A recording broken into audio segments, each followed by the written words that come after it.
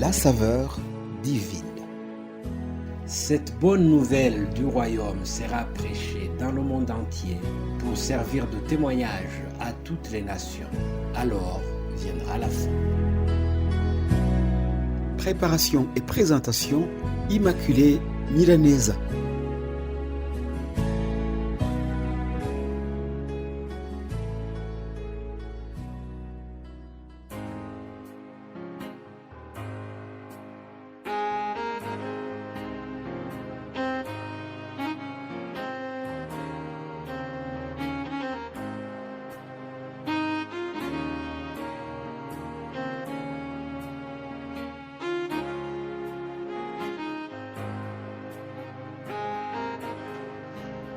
Bienvenue, très chères auditrices et auditeurs, très chère famille Saveur Divine.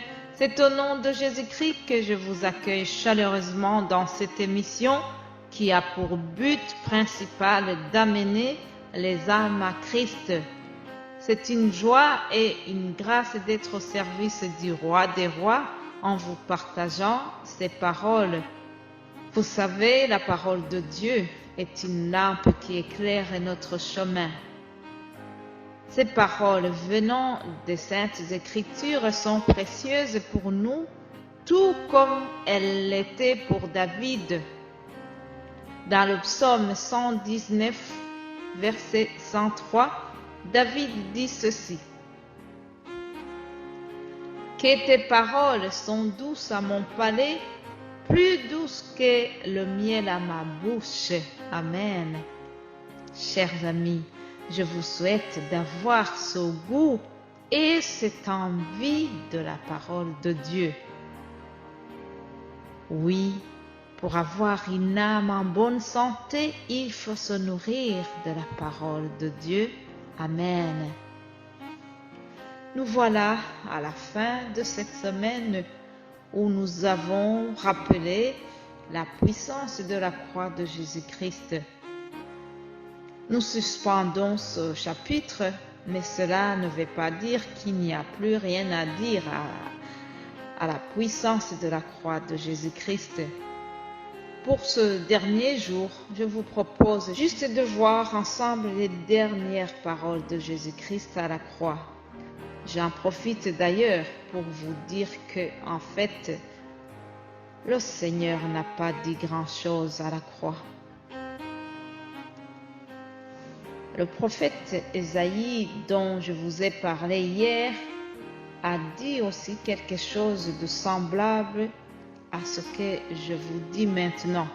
Oui, Jésus n'a pas dit grand-chose lorsqu'il était sur la croix. Ésaïe 53, verset 7, nous lisons ceci. Il était maltraité et il s'est humilié, il n'a pas dit un mot, semblable à un agneau mené à l'abattoir, tout comme la brebis muette devant ce qui l'attendent, il n'a pas dit un mot. Chers amis, en disant que Jésus n'a pas dit un mot, le prophète voulait souligner qu'à la croix, le Messie avait le pouvoir de se défendre, mais il ne l'a pas fait. Oui, devant les grands prêtres, devant Hérode et devant Pilate, Jésus a gardé le silence. C'est ce que nous voyons dans Matthieu 27. Oui, Jésus est resté silencieux. Cependant, juste avant d'expirer, Jésus a prononcé quelque chose. Il a dit: « Tout est accompli. » Tout est accompli. C'est ce que nous lisons dans Jean 19, 30. Ces trois petits mots sont chargés de sens. Ça voulait dire: fini les sacrifices d'animaux qu'il ne faut que couvrir le péché, mais moi, je suis le sacrifice complet, car je ne couvre pas, mais je retire complètement le péché. Tout est accompli, car le salut n'est plus à espérer. Il est accompli déjà.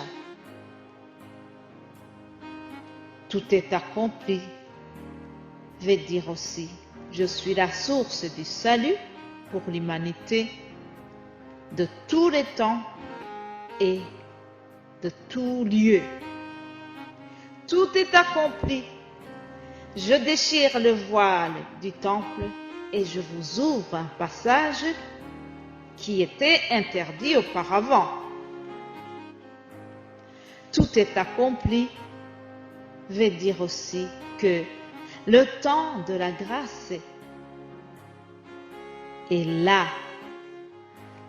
Fini les souffrances de la croix, mais j'ouvre la délivrance à quiconque qui mettra sa foi en la puissance de la croix. Alléluia, gloire et gloire à Jésus, notre Seigneur.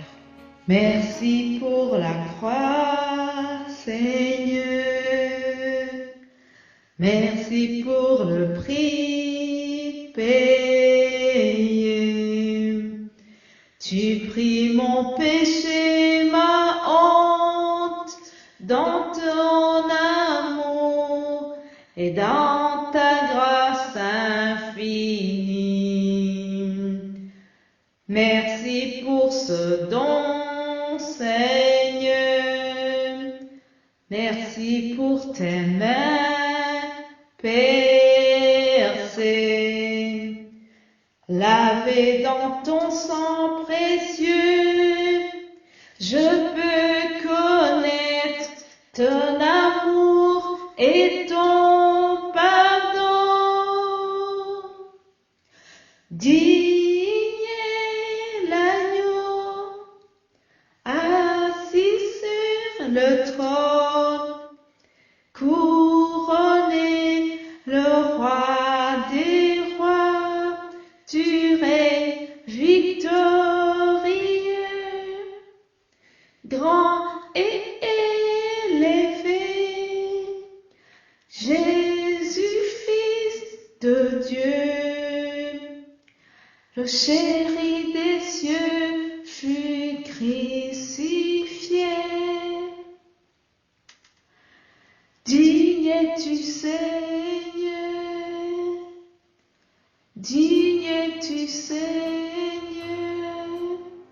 Alléluia, tu es digne, digne, tu es digne, Seigneur. Amen.